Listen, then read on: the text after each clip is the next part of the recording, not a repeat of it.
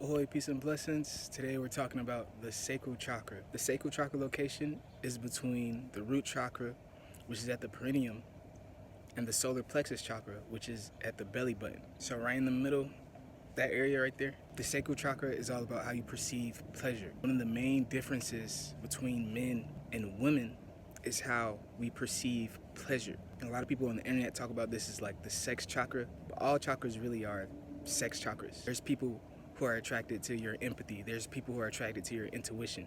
There's people who are attracted to your grounded nature, how stable you are. There's people who are attracted to the way you speak, There's people who are attracted to your imagination. Every chakra is really a sexual chakra. We're sexual beings. Sex is a divine thing. We imitate God, we take after the Creator. But the sacral chakra really defines pleasure. Really one of the main differences between men and women. Men mostly seek pleasure in sex. Man could be happy just going to work, going home, and having sex. You know what I mean?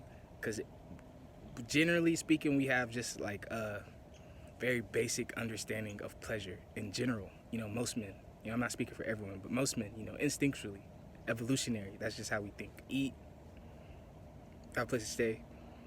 The only other pleasurable thing really is sex, but women, most women, enjoy a greater understanding of pleasure. Eating nice foods, pleasurable.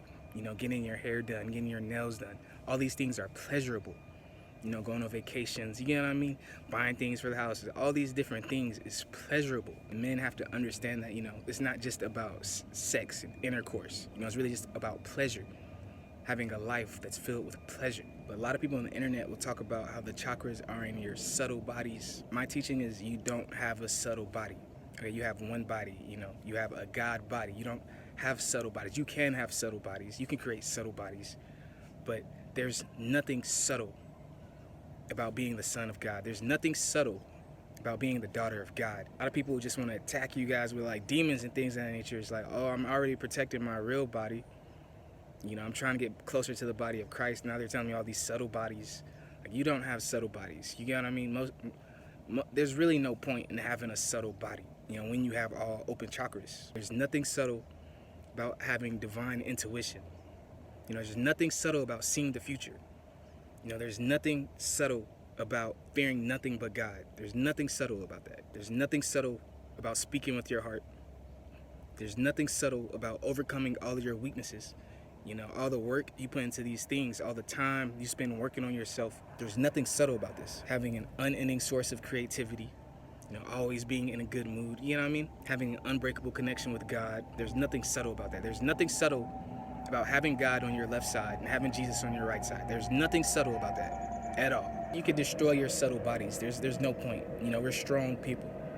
We fear nothing but God, There's nothing subtle. We have the strength to get what we want. We have the willpower to get what we want, to be our true selves. There's people who are naturally just more subtle, more shy, more intimate, things of that nature. These energies aren't subtle. There's nothing subtle about creating the earth and the heaven. There's nothing subtle about making a baby.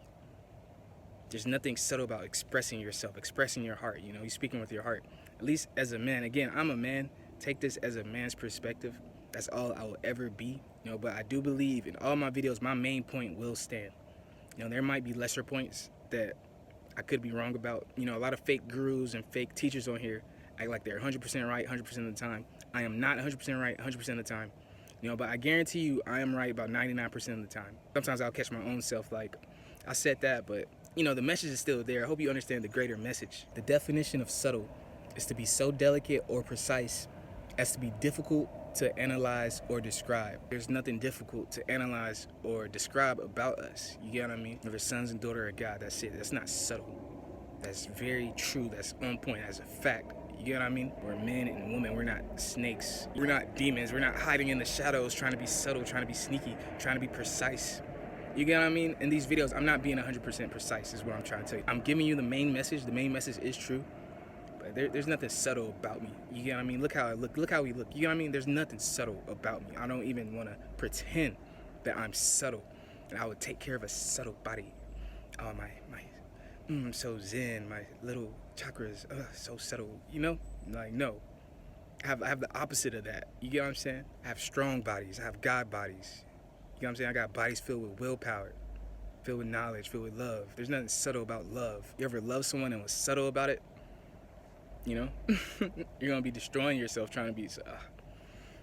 you know what I mean? But your sacral chakra, that's your seed of life. You know what I mean? That's your flower of life. All these pictures and images Leonardo was making, you get what I mean? That's the energy in your true body. You get what I mean? That's the way angels and demons will look at that energy. And that's what I'm trying to tell you. The way humans look at this stuff on the internet and stuff, they've never even seen God. You get what I'm saying? They don't even be talking about Jesus and shit like that. I'm giving y'all just from my own experience. You get what I'm saying? When I'm in heaven, when I'm in hell, they're like looking at my chakras. That's what they're telling me. That is the seed of life. You get what I'm saying? That is the flower of life. That is how you can imitate the creator. You get what I mean? You can create life with this energy. I was thinking, I was gonna make a whole video about this. I'll just talk about it in this video.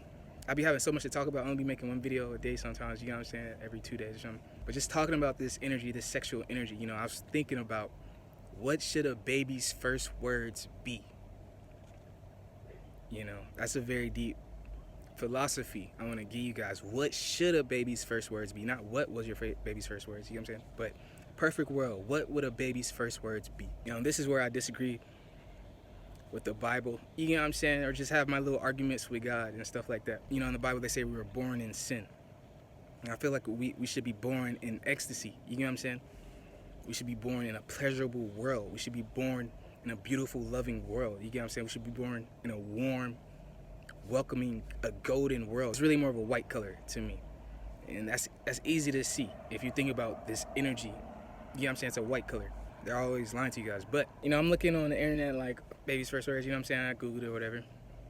You know, most babies, mama, daddy, you know, hi, bye, no, yes. You know, just simple conversations. You know, the baby is a person. They're trying to have a conversation, you know. So they're going to try to conversate with the people they're around the most, which is their mom, their dad. You know, that makes sense. That's beautiful. That's beautiful to me. You know what I mean? Nothing wrong with that. But the way the Bible says it, as we're born in sin, we have to seek forgiveness. You know, I'm thinking like, does God think a baby's first word should be, I'm sorry? You know, I got kind of heated, but just on a philosophical level, you know what I'm saying? Not on a, this is the truth, this is the fact, just on a philosophical level. Should a baby's first words be, I'm sorry? I'm like, no way. You know what I'm saying? You're not born in sin. The baby's first words, I don't think any baby's first words was, I'm sorry. You get what I'm saying? That'd be crazy. That baby be living a terrible life. I'm sorry.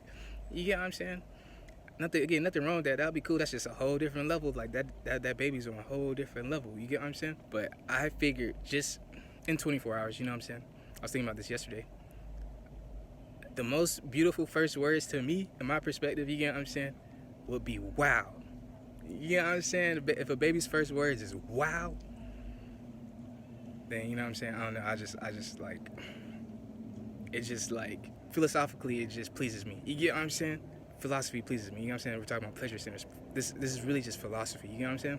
But if a baby's first words was wow, it would be like, wow, like, you know what I'm saying? You're doing a good ass job. If your baby's first words is wow, I feel like you gotta be the best parent ever. You get what I'm saying? Like wow, you amazing your baby. You gotta say we should be born in ecstasy. I don't think we should be born in sin. You know, I understand this is the reality we live in. I'm trying to go by the book and everything. You get what I'm saying? Like God says he's creating a more perfect earth, a more perfect heaven, more perfect bodies for us and all this stuff. But in current time, if your baby's first words is wow, just philosophically, you know what I'm saying? That's so fucking beautiful. People don't be talking about philosophy like that on here, bro. I'm not gonna get into it. I ain't gonna get into it. But you know, we're made in God's image. You know, we are creators. We can create things. A lot of our creative energy is stored in the sacral chakra. The ultimate form of creation is life. You know, this is also where you create your bloodline. The whole like idea of Jesus was to create like a perfect bloodline. He had perfect blood. You know, you want to pass on your perfection really to your partner. You find a perfect partner, try to work on yourself, become more and more better. You know what I'm saying? Become greater, become as close to perfect as you can. Create a perfect life, perfect reality, you get what I'm saying? Create a heaven for your child, for yourself, for your partner, for everyone. You get what I'm saying? Don't stop. You don't ever have to stop anywhere. We're supposed to be getting closer to heaven, though, closer to enlightenment, closer to peace, closer to love, closer to truth, closer to living in true pleasure. You get what I mean? If we weren't in war all the time, we weren't fighting for our rights and our resources, you know what I mean? We had a more perfect bloodline, you get what I'm saying? It had millions of years to get this right if you believe science, you get what I'm saying? We'd literally be living in a more pleasurable state. We'd be more active in the sacral chakra. You You know, people call it a seed and they call it the eggs and things like that. It's really, to me, it's like, I like to say it's just blood. You know, we're passing on blood. You know, blood might take that form, you get what I'm saying? Look like seeds and eggs and things like that. But it's really just your blood, you know, your blood taking another form to create more blood, you know, to create a vessel. And if you think about Jesus' blood, which is the idea of perfect blood, you get what I mean? And I know people go so overboard with that shit, you know what I'm saying? But it's the idea of perfect blood. You know, you want to perfect yourself, have divine blood, you know? Just think about how much energy, how much power, how much divinity is in Jesus' blood. God looks at us all the same. That's how much power is in our own blood. You know, that's how much power is in our sacral chakra. There's many ways to enjoy life. And the higher you ascend, the more ways you'll find out how to get pleasure out of these moments, you know. The good moments, how to squeeze out even more pleasure from the good moments, how to squeeze out pleasure even from the bad moments, you know, looking on the bright side of things, knowing you're truly protected, nothing bad can really happen to you. This energy deals a lot with reactions. It's how you react to a lot of things. You know, the most perfect thing, most beautiful thing can happen to 1,000 different people. They're all going to react differently. You know, a woman could be attracted to 10 different men. All those men are going to react differently. A man could be attracted to 10 different women. They're all going to react differently. You know, it's really just like, how enjoyable are your reactions? How much pleasure can you bring the person? How much pleasure can they bring you truly? You know, and that goes beyond sex. You can have just pleasurable conversations. You get what I'm saying? The greatest pleasure you felt all year could just be looking at someone. You get what I mean? It doesn't have to necessarily be sex. The greatest pleasure you felt all week could just be, oh, you made your favorite meal. You made a very good meal. You know, you got your hair done. You know what I'm saying? You took care of yourself. This energy deals a lot with just how you take care of yourself and how you react to other people. You know, the most attractive people in the world, like the top 1% attractive people in the world, they kind of know how most people are going to react to them. You get what I mean? Beautiful women know how men react to them. Most men, you know what I'm saying? The majority of men. Beautiful men know how most women are going to react to them. You get what I mean? Because things become so basic, so bland. There's no pleasure in it. There's no excitement in it. So you're saying the same thing the last 1,000 guys said. You really got to think about it this way. You know, if like in a perfect world, you know what I mean, you're not worried about anything. All your needs and wants are taken care of. All that's left really is food and sex, you know, eat, drink, and be merry. And it's not all about looks, you get what I mean? It's really about the feeling, the emotion, you know, living in pleasure, you know, ecstasy, knowing nothing can go wrong. There's divine connections, and then there's connections that are more forced. There's easy connections, and then there's connections where it's like a weird energy, you know what I mean, an unbalanced energy. We live in a really complex society, and, you know, what's most pleasurable to you probably isn't most pleasurable to me. In the same way, like, your best friend, you can have a conversation with your best friend about absolutely nothing, and you enjoy the fuck out of it. You know what I'm saying? You guys laughing your ass off. You have that same conversation with someone else, they might find no pleasure in it, you know? You could get your dream car you've been wanting your whole life, gives you a bunch of pleasure. Other people might not like the car. You get what I mean? It's all perspective based. It's all opinion based. You know, it's really just what you're attracted to. Not everyone's attracted to the same thing. Not everyone's attracted to tall, dark, and handsome. Some people are attracted to light skinned, short, and fat, or whatever. You know what I mean? And that's completely okay. They find pleasure in these things. You know, you shouldn't stick your business into what other people find pleasurable. You know, you should focus on your own life. People attack this chakra, spirits attack this chakra, when they expect you to be attracted to something, when they expect you to enjoy something that you do not. You get what I mean? Like, oh, everyone in the world enjoys this. No, everyone in the world doesn't enjoy a single fucking thing. You get what I mean? Some people don't even like water. Some people don't even drink water. You get what I'm saying? Not everyone finds pleasure in everything, even though on the internet you might think, oh, everyone likes this. Like, no. It's a very personal thing. This is your most personal energy. This is the energy you could pick a partner, spread your seed of life, flower of life. You do that. No one else is doing that. You get what I'm saying? Unless you have like an arranged marriage or something. You know, you don't really get to pick your roots. You know what I'm saying? That came from your family. You know what I'm saying? Your divinity, God, gives you faith, distributes you faith. You get what I'm saying? But what you actually enjoy, that's very personal. You know what I'm saying? It's you. This is your most personal energy. If you want to open this energy up more, just really do things you find enjoyable more. Do things you like to do more, you know. Take care of yourself more, pleasure yourself more. You know what I'm saying? It doesn't have to be masturbation. It could be, oh, get some new clothes, you know what I'm saying? Get a nice meal, you know, get your feet rubbed, you know what I'm saying? Go to a sauna, Get a massage. It could be any different things. Get a tattoo. You know what I'm saying? Get a piercing. You want to do that.